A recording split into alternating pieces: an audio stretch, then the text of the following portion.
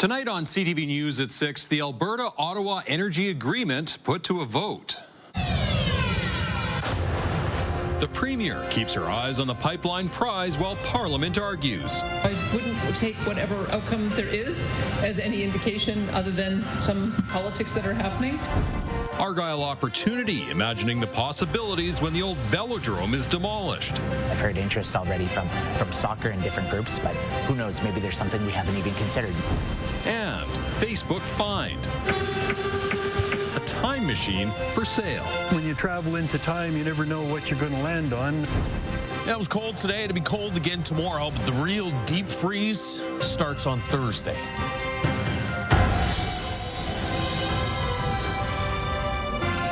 CTV Edmonton, local breaking news with Jeff Hastings.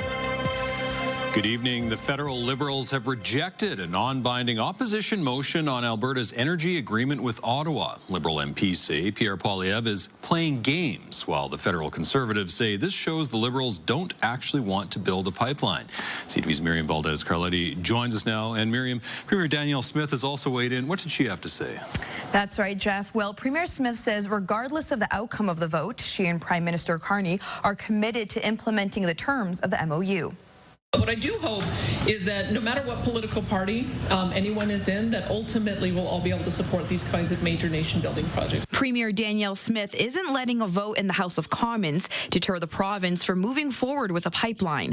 Ahead of the vote, she spoke at a private Edmonton Chamber of Commerce luncheon. I wouldn't take whatever outcome there is as any indication other than some politics that are happening. The motion put forward by Conservative leader Pierre Poilievre mirrored the wording of the MOU signed between Alberta and Ottawa last month. CTV's political analyst believes the Conservatives are trying to further split the Liberal rank after watching Smith become friendly with Carney over the deal. That really was uncomfortable for Conservatives because they didn't quite know where to land. Pierre Poilievre's in the anti-Carney business. Coastal First Nations took the vote as an opportunity to reiterate their stance against the pipeline, warning against potential oil spills. Today we are calling on all the MPs to stand with the Coastal First Nations to uphold the Oil Tanker Moratorium Act and protect our coast. The National Coalition of Chiefs says the pipeline is not only important for the economy, but for the 14,000 Indigenous workers in the oil sands industry. So it's very important. We know that Pathways is going to change the face of Alberta with the projects that's going to initiate. The coalition agrees with Poilievre's motion, wanting to keep the Liberals accountable. Carney is a businessman, and the best way to delay something that you have to invest in as a businessman is to, write an MOU and say, hey, do we look at it and see if it works out? Alberta has until July 1st to meet the application deadline of making a new pipeline project a reality. And Prime Minister Mark Carney said he voted against Poilievre's motion because it was not the entire memorandum of understanding. He says if it was, his party would have supported it. Jeff? All right, thank you, Miriam. That's Miriam Valdez-Carletti live tonight. Alberta's official opposition says the government is changing the rules as it sees fit after it shut down the legislature yesterday afternoon.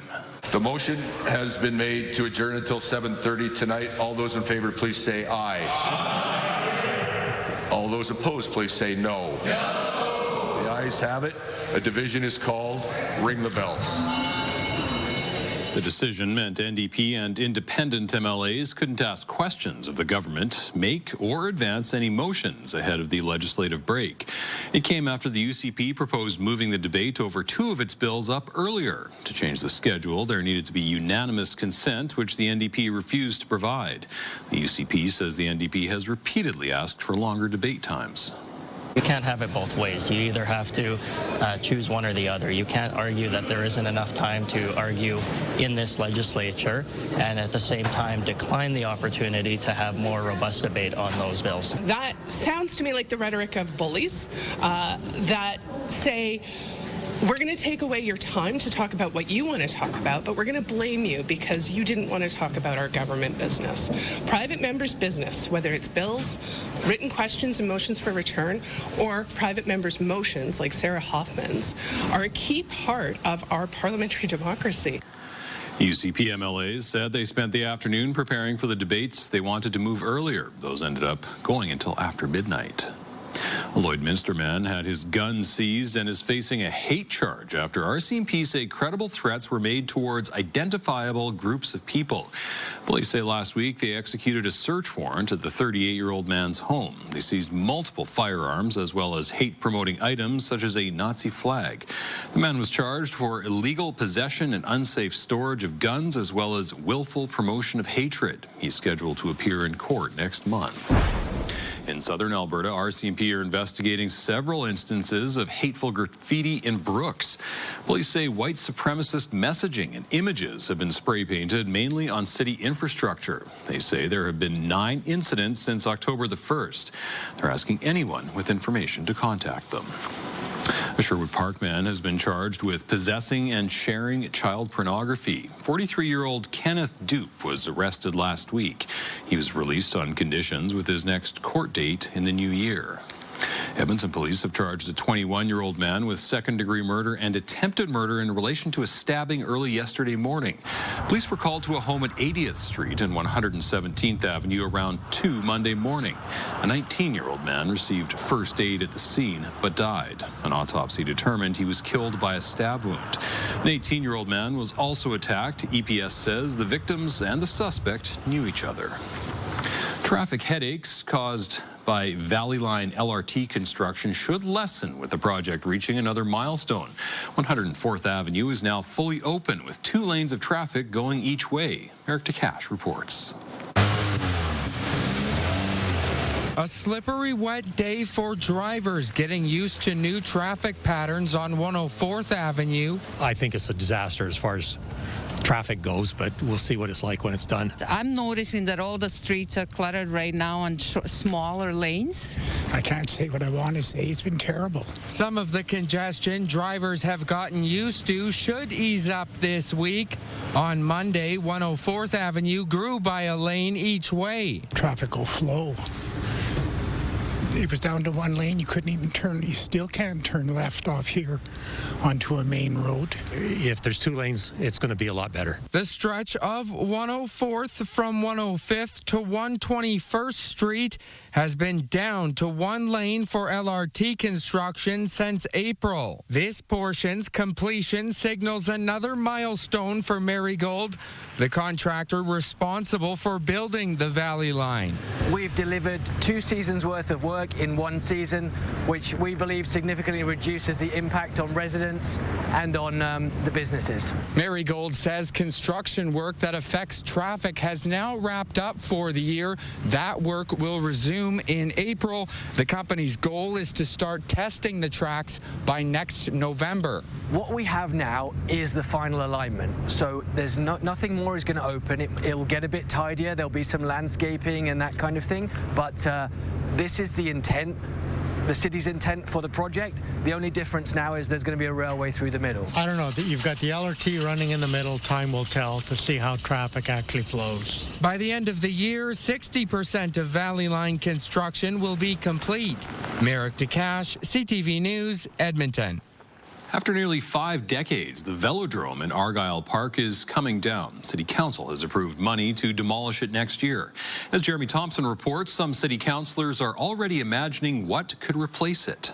It's been nearly 50 years since these athletes raced their tandem bicycles around the velodrome in Argyle Park for the Commonwealth Games. The aging concrete structure has now seen its final lap. I mean, we've been patching it up and trying to keep it going every year. With a shiny new rec centre and velodrome nearly ready to open in Coronation, Council has approved $3 million to demolish the old one. The Edmonton Juventus Sports Club has a long history in Argyle through cycling and soccer. It plans to have a future here too, recently signing a 10-year lease with the city for the clubhouse and surrounding fields, including where the track is. We're going to use the infield as soccer.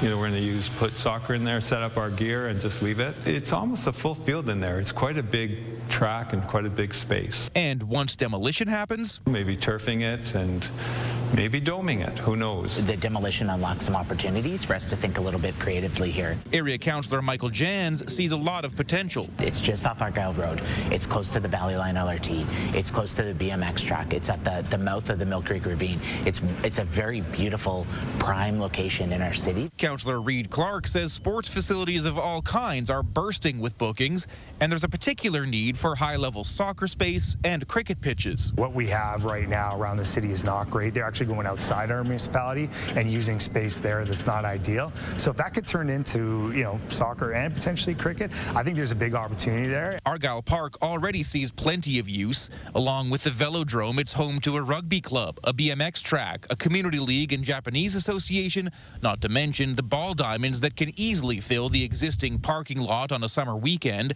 No doubt those groups and Juventus would want a say in any future plans. Jeremy Thompson, CTV News, Edmonton. Edmonton International Airport is gearing up for a busy holiday season. Kate Squarren has more on ways to avoid travel headaches. It's a festive atmosphere at Edmonton International. Carols fill the arrivals terminal, welcoming travelers to the city. As the holiday travel season begins, record crowds are anticipated. At peak periods, we're expecting about 28,000 passengers throughout the terminals. The airport hopes to make people's travel experience as smooth as possible. We know people don't travel weekly, monthly. Sometimes the holiday season is really the only time that they travel, and so that does cause a bit of anxiety, that does cause a bit of stress. Security is reminding travelers what you can and can't bring in your carry-on. Oversized liquids, large knives, and tools will get you stopped. Gifts already wrapped will also cause issues. Especially electronics, because typically we need to search the electronics. And our lifestyle is prevalent with electronic type gifts for sure. Staying in the loop about where you're going will also make for easy and safe travels. Is there anything going on in that jurisdiction? Have we heard anything in the news in those places? So really just about being informed and understanding what you might run into. Travelers taking off are sharing advice about how they're preparing for the holidays. When you're having connecting flights and you have like a 1 hour layover versus a 4 hour, take the 4 hour. Don't be running across the whole thing. Be on time. You're 2 hours in front of your flight, wherever you're going. I was, it's one of the only places that I'm consistently on time. Whether you're traveling domestically or internationally, the biggest thing the airport says is to do your research and come as prepared as possible before coming to the airport. Kate Squarren, CTV News, Edmonton. The Edmonton Elks have signed their starting quarterback for another season. The team has extended Cody Fajardo through the 2026 season. He started as the backup QB, taking over as the starter halfway through last season. The team credits Fajardo for turning the season around after a 1-4 start and nearly making the postseason. The Elks' schedule for next year is now out. Key games include the season opener on the road in Ottawa, June 6th, and the Elks' home opener, June 20th, against the Montreal Alouettes. The Edmonton Oilers are looking for their first 3-game winning streak of the season. The Oilers host the Buffalo Sabres at Rogers Place tonight. Buffalo has lost 3 games in a row. Stuart Skinner will start in goal tonight. This will be the Oilers' 4th of 5 straight home games. Skinner says the long home stretch is helping the team find its game. Yeah, I think it was very much needed just to get a little bit of rest. There's a couple days in between games, which was nice, just to get our legs back. I think it's been very important, and just being able to get some wins here too is crucial. Tonight's game begins at 7 o'clock. Starting tomorrow, you can transport yourself back to the 1930s on a luxury ocean cruise and the songs of Cole Porter. Victoria School of the Arts is presenting the musical Anything Goes. My story is much too sad to be told. The Broadway classic Anything Goes features dynamic dance routines, jazz vocals mixed in with mistaken identities, and true love, all on an ocean cruise. The music features classics courtesy of Cole Porter. One of the things the kids have talked about a lot that they love about this show is the message of following your heart. That society puts on a lot of expectations on us about what we think people should do and what the right thing to do is, and that ultimately if you follow your heart and you follow your gut, that will take you to where you are meant to be. Performances are scheduled tomorrow to Saturday with tickets available on the Victoria School's website. All right, Josh, minus 14 or 15 feels not bad when minus 24 or 25 is on the way. Yeah, cold today, cold again tomorrow, but nothing like what is on the way to close out the week. It's minus 17 in downtown Edmonton right now. Temperatures hit minus 10 early this morning, but through most of this afternoon, we've been in the mid-minus teens. Thankfully, at least in the city, the wind has been fairly light. It is a little stronger, 10 to 15 kilometers per hour, and providing wind chills in the minus 20s.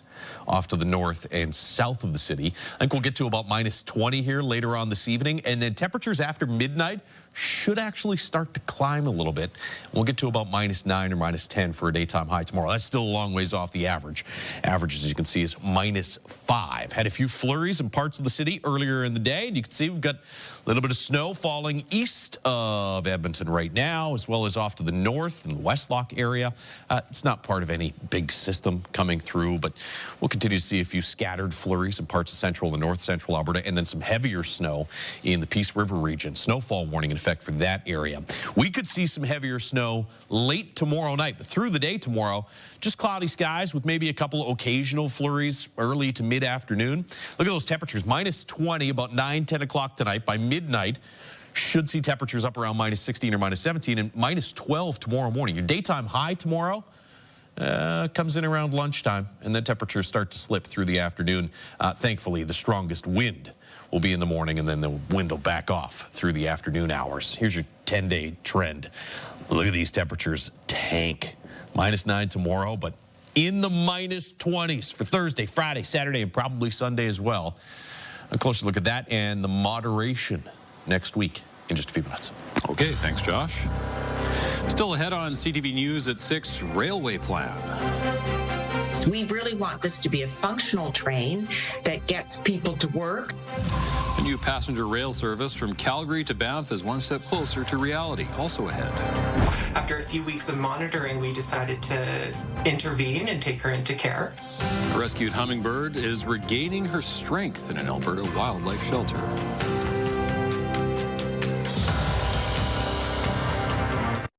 Programming brought to you by James H. Brown Injury Lawyers, the heavy hitters of injury law.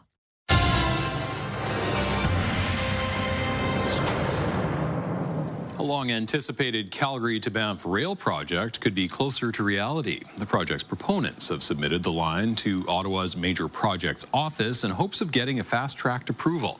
CTV's Tim Brooke reports. After a decade of planning and lobbying, the group trying to push forward a hydrogen-powered passenger train from Calgary to Banff says it's now ready for the next step, and it wants Ottawa's help. To have them back us and support us and even guide us through this next kind of 2-year phase, we feel would be very important to getting this train over the finish line. Last week, the group submitted its rail proposal to Canada's Major Projects Office. The federal body can speed up projects in the national interest through streamlined approvals and funding. We really want this to be a functional train that gets people to work, but also serves the tourism economy. The idea is to have a line that runs alongside the existing CPKC rail corridor. All $1.5 billion would be paid by the proponents, but there is a catch. The province builds their train from the airport to downtown Calgary and gives us access to 3 trains per hour. The project will only go ahead if another line is built running from the airport to downtown Calgary. The province says it welcomes the idea, but it won't invest until it ensures the project provides real, measurable value for Albertans. The city is definitely on board. I'm encouraged to see the most recent submission. Obviously, the devil's in the details. We'll see to what level the province is interested in stepping up. Travelers also like the idea. This group from Atlanta says their preference would be to skip the icy Highway 1 trek they've planned. We've also been to Europe before, and that is very handy. It'd just be nice to hop in there and not have to worry about focusing on the road if I was driving. And I feel like the train would have a very scenic route. Still, conservationists have concerns, specifically around visitor volume and important wildlife corridors in the area. This isn't the kind of project that we should be fast-tracking. We should be taking our time doing the proper studies and making sure it really is the best option. The developers say they'd love to consult with opponents to figure out a plan that works for everyone. They're convinced with federal help, the train could be making trips as soon as 2030. Tim Brooke, CTV News, Calgary. Banff Council voted in favor of thinning out dense forest near a railway track in town to reduce the number of elk being hit and killed by trains. Elk train collisions are high on a stretch of line adjacent to commercial properties in the town boundary. According to Parks Canada, 42 elk have been killed along the 2-kilometer stretch between 2004 and 2025. The project would cost $20,000 every 5 years, starting in 2027. Council's vote is contingent on a funding collaboration with Parks Canada. We've reached out to Parks Canada for comment and have not yet heard back. A hummingbird that was way off course has landed at a rehab facility north of Calgary. This is a Costa's hummingbird, a breed rarely seen in Alberta. It's more at home in the deserts of southern Nevada. In October, with a chill in the air, a bird lover alerted the wildlife agency it was still in a Calgary backyard. The bird was successfully rescued while it was feeding inside a greenhouse. After a few weeks of monitoring, we decided to intervene and take her into care. She was a little bit underweight, but she has since gained a little bit of weight, and by that I mean 0.1 grams. That is a lot of weight for a hummingbird. Despite its tiny size, a specialized diet of insects means feeding the bird this winter could top $1,000. The not-for-profit is still figuring out the best way to release her back into the wild next year. Coming up, from constructing commercial buildings to building something a little more futuristic.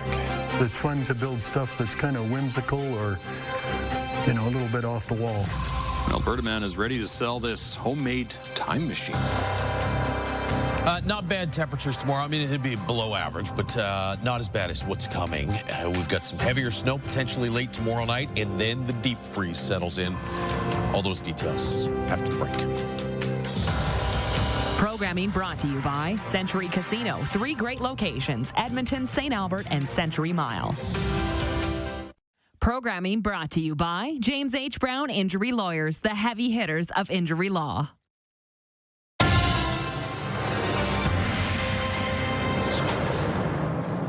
You never know what you may find while you're browsing Facebook Marketplace. A man on a rural property west of Edmonton is selling his time machine. Matt Woodman has more. Entering Pat Gooley's workshop can feel like stepping back in time. I have old machinery around. I've always been interested in that kind of stuff. If you'd like to go even further back, you can step into his time machine. The whole purpose of this machine was to simulate what it might be like to be in a time machine. As a retired carpenter, Gooley spent his career constructing commercial buildings. They were very serious buildings, so it's fun to build stuff that's kind of whimsical or, a little bit off the wall. Most of the buttons and switches inside his time machine serve a purpose. This is all adjustable. Activating various lights. Is the plasma. Even reclining the seats. While it's been paraded around on wheels, it also features 4 retractable landing gears. When you travel into time, you never know what you're going to land on. Now that his 6 grandchildren have outgrown it, he's selling it for $850. Somebody that's maybe a little more tech savvy than me can take it to the next level. Maybe actually go through time. Thousands of people have viewed his ad, although only a few seem to be serious buyers. And I've had a lot of people asking me, does it actually work? My wife thinks that these people are joking, but I have a feeling 2 or 3 of them maybe are not joking. If this was more than a simulator, Gooley says he'd like to witness the Wright brothers' first flight. Gooley's passion for aircraft is part of the reason he also built this. This is Starship. I thought maybe, Matt, I'd get you to go inside. Just like his time machine, there's controllable features like adjustable wings. They'll go to about a 45 degree. Increasable thrust. And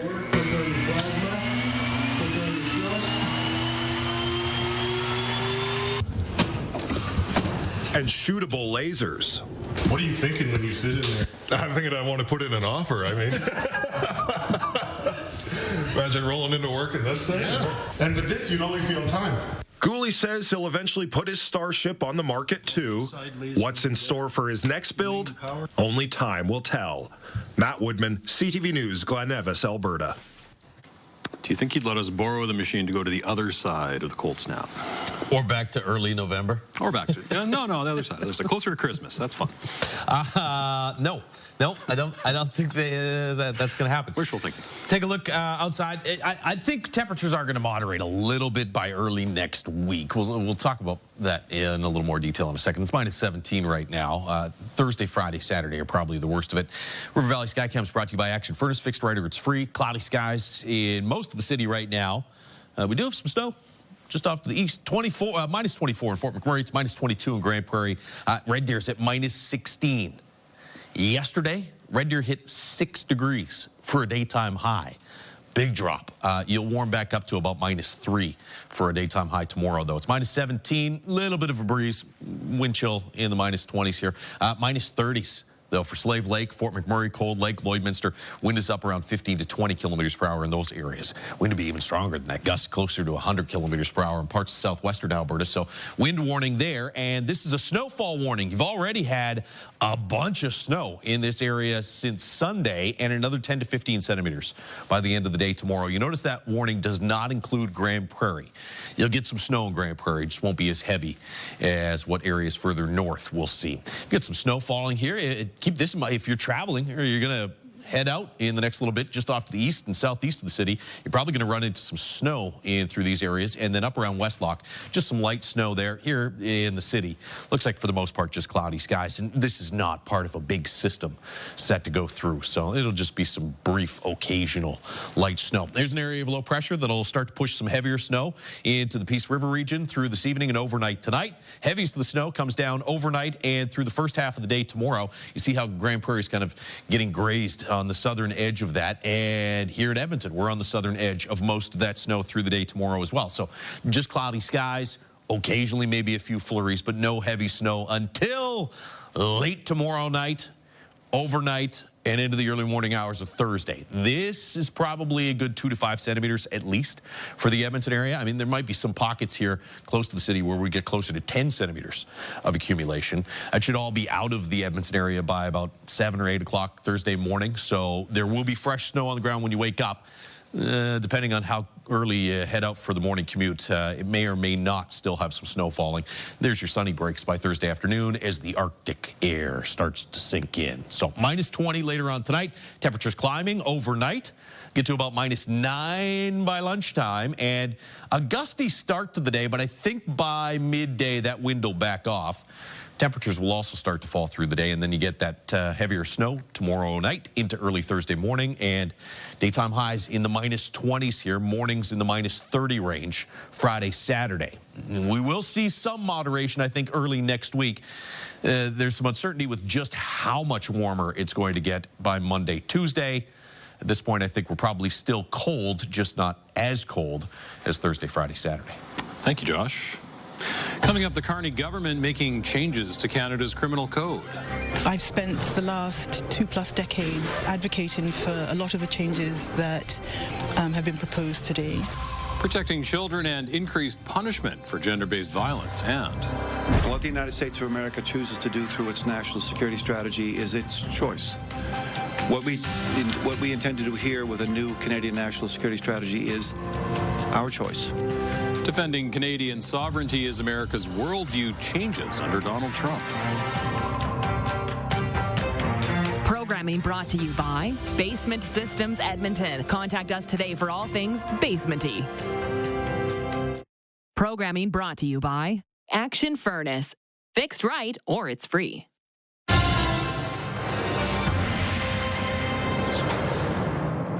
Amendments are being proposed to Canada's criminal code. Reforms are directed at keeping kids safe and protecting victims of gender-based violence. CTV's Abigail Beeman outlines the changes to the Justice Bill and why they're significant. That happened on Mother's Day 2003. A survivor of attempted intimate partner femicide, Nneka McGregor feels lucky she didn't end up a statistic. In 2024, 187 women in Canada were killed violently.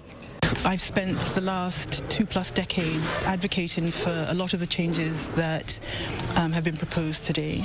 McGregor says the Liberals' new legislation goes a long way to end gender-based violence, especially the move to make femicide classified as first-degree murder and a new criminal offense for certain types of coercive and controlling behaviors to help stop abuse before it's too late. We have an opportunity to better protect kids who are at risk of exploitation and to address very real concerns about violence against women, including violence that could be fatal. If passed, C-16 will restore a dozen mandatory minimum penalties previously found unconstitutional, but also give courts some discretion to order shorter sentences to address the problem of potential charter infringement. The bill also makes it illegal to distribute deepfakes without someone's consent. Unless you do XYZ, then I'm going to share that with your family. I am going to post it to all of your friends. And, children are rightfully terrified. This cybersecurity expert says the bill closes a critical loophole and legislation is long overdue. The delay in introducing this law has had a profound effect on kids. There is some overlap from the beleaguered Trudeau-era online harms bill, namely the requirement for internet service providers to notify police about any child porn. But the Justice Minister says this isn't a copy and paste. He hopes to have the support of all parties to pass this bill. It's not yet clear if he will. Abigail Beeman, CTV News, Ottawa.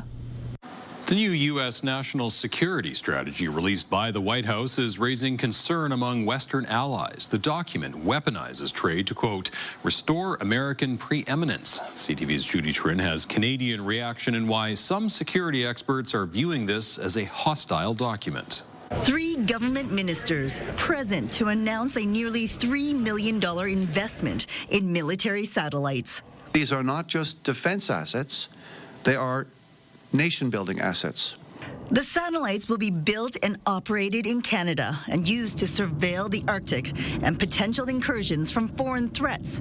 It will be operated here from Canada by Canadians, so it really is a sovereign capability. The technology will be used as part of NORAD, North American Air Defense, even as the Trump administration pulls back support of Western allies in its new national security strategy. The White House document calls for the U.S. to restore American preeminence in the Western Hemisphere and demands other nations make the U.S. its partner of choice while discouraging collaboration with others. We are 2 sovereign states. And what the United States of America chooses to do through its national security strategy is its choice. What we intend to do here with a new Canadian national security strategy is our choice. Why do I think it's dangerous?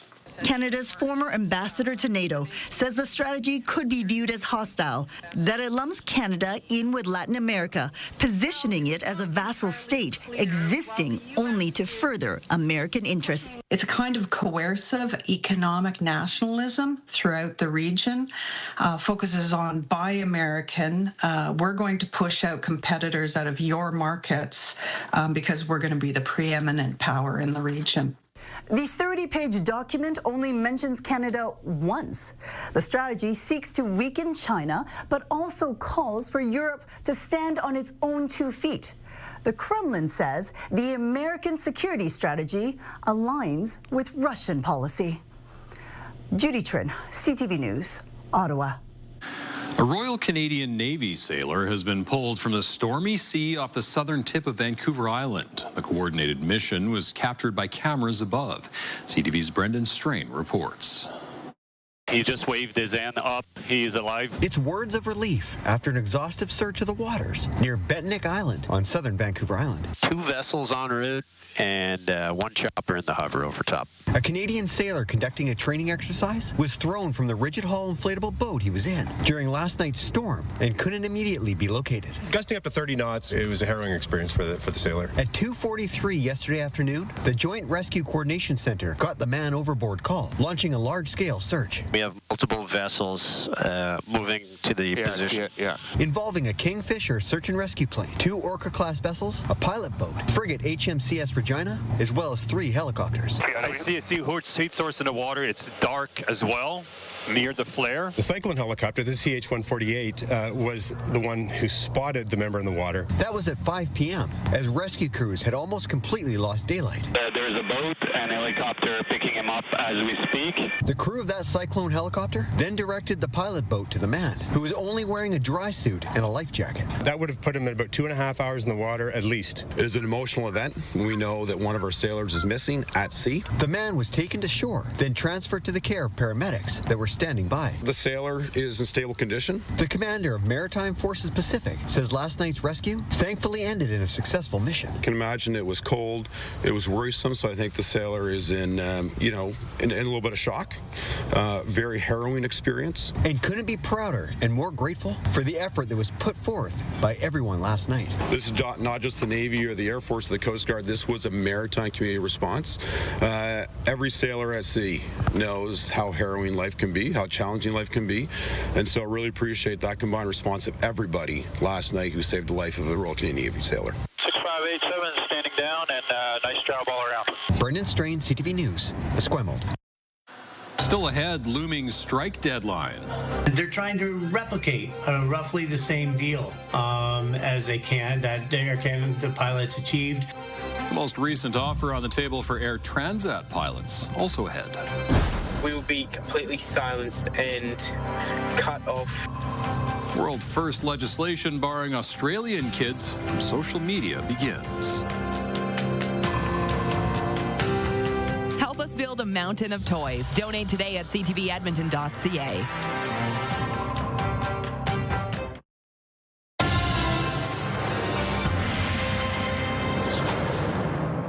Air Transat and the union representing its pilots say they're hopeful they can reach a deal with just hours to a strike deadline.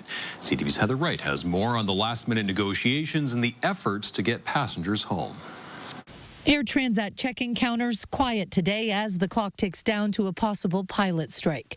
The current negotiations have been described as intensive as the union and airline try to avert the first pilot strike in the company's history.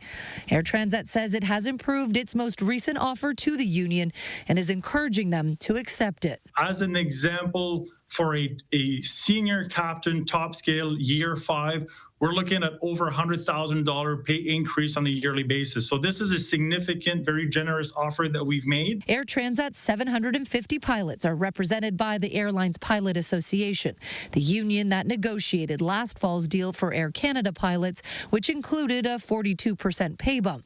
Experts say ALPA is using that same playbook here. They're trying to replicate roughly the same deal as they can that Air Canada pilots achieved. Again, last year, going up to the last minute, but they averted a strike in that case. In a statement, ALPA says both sides remain at the bargaining table. We owe it to our passengers and pilots to reach a deal.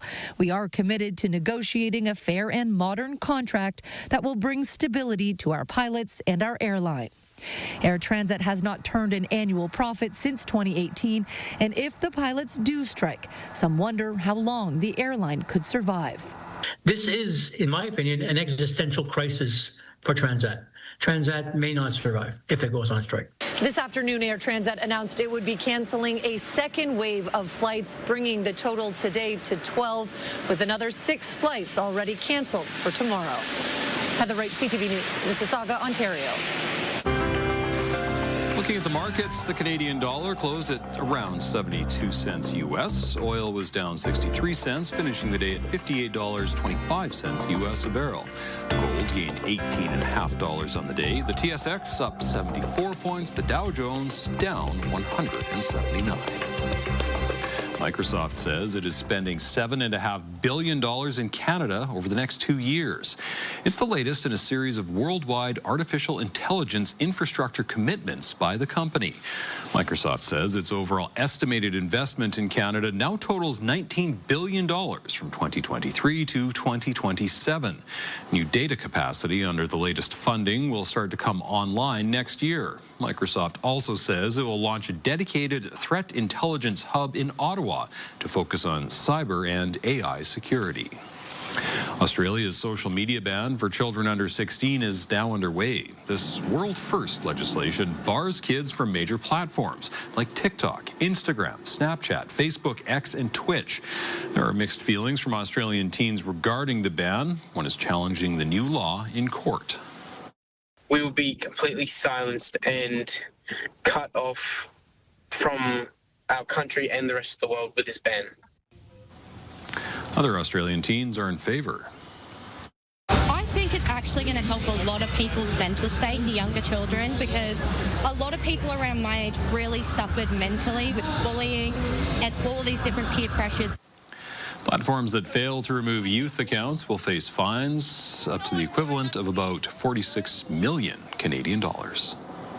A local charity is getting a major funding boost as it heads into the new year. IA Financial Group awarded Edmonton's Free Play for Kids $105,000 today.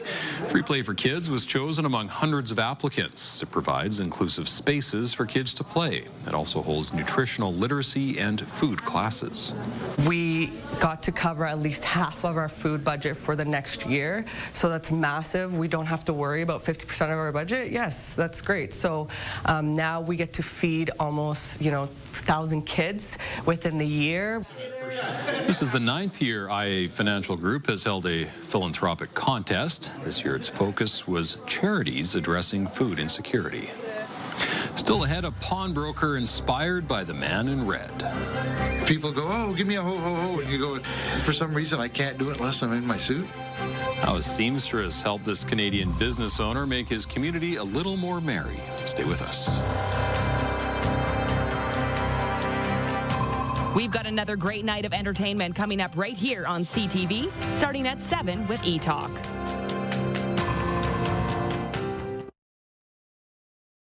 Programming brought to you by Southview Acura. Experience the elegance of the all-new Acura ADX.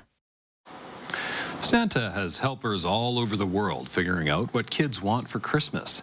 CTV's Adam Sawatsky has the story of one such Santa whose day job inspired him to become the man in red. Doug Scott started cleaning counters at this pawn shop when he was a kid. I would come after school and do my homework here, and he ended up helping out Mom, and he ended up, helping out Dad. And Doug ended up taking over the business when his parents retired, with the goal of helping folks make ends meet. A lot of people are check to check, and sometimes they need, a tire goes out, or they need a new pair of boots for work. But at this time of the year, sometimes they need more, which brings us to Doug's beard, which he says his wife lets him start growing after their anniversary. Well, I was clean-shaven when we got married. She's not really a beard fan. But a lot of people are, because of who it makes Doug look like. People go, oh, give me a ho-ho-ho, and you go, for some reason I can't do it unless I'm in my suit. A suit that a seamstress came into the shop to offer him one day, but not to pawn. She came forward and said that she would make me a Santa suit. So he graciously accepted before accessorizing it with a handmade belt. A friend of mine from Whitehorse did the belt work for me. That's pretty close to another northern place. It is very close to the North Pole. But Doug does all this for people close to home.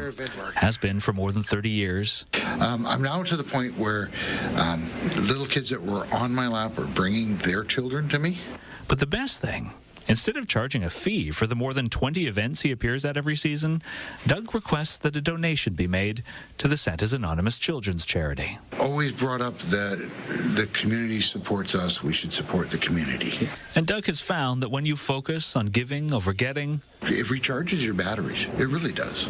Give it a little shake of the bell. You can't help but feel jolly when you're making others feel merry. And the kids know you're there. Adam Sawatsky, CTV News, Esquimalt.